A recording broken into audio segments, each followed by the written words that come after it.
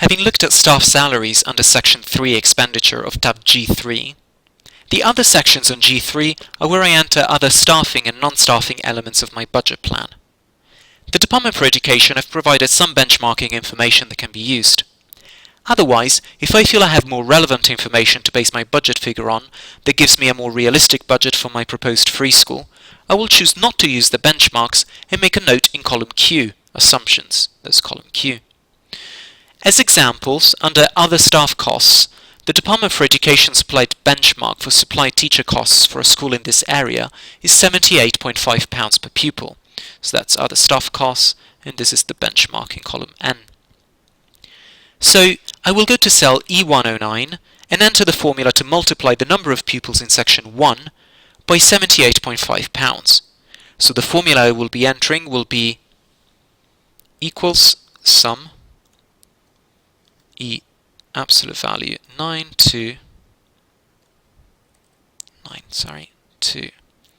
E absolute value 13 times £78.5.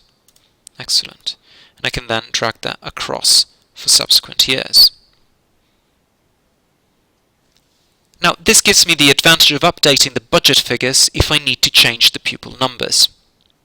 I can take the same approach with line 110, that's line 110 on employee expenses.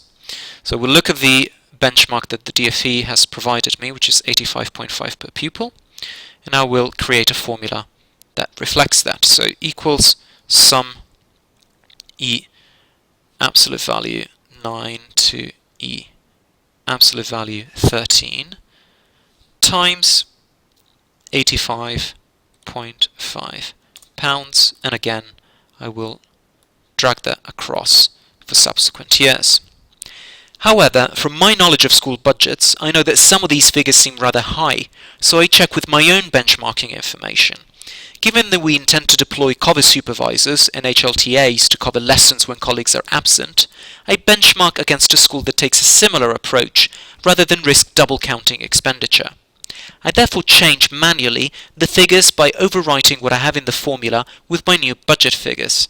I also make a note in column Q to the effect of own benchmark, see narrative, and will remember to write about my approach here in the narrative in section G. So let's do that first of all. Own benchmark, see narrative.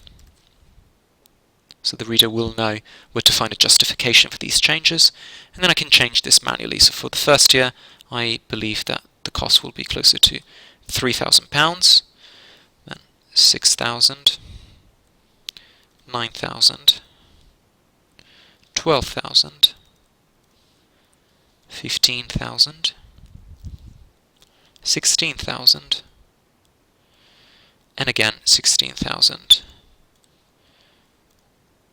for the last 2 years on my budget plan.